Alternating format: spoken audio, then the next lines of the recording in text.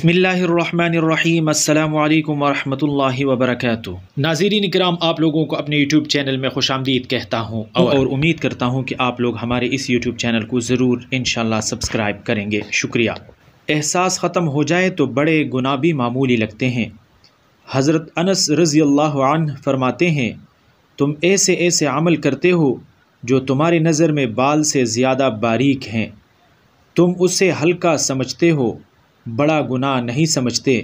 हालांकि हम लोग आन हज़रत सल्लल्लाहु अलैहि वसल्लम के ज़माने में उनको हलाक कर देने वाला समझते थे। अल्लाह ताला तमाम गुनाहों से हमारी हिफाजत फरमाए, आमाल सालिहा करने की तौफ़ीक़ अता फ़रमाए, अपनी रज़ा की दौलत अता फ़रमाए और अल्लाह ताला दुनिया और आखिरत की मुश्किलात से हम सब को महफूज फ़रमाए और दुनिया और आखिरत की भलाइयाँ और अच्छाइयाँ हम सब को नसीब फ़रमाए।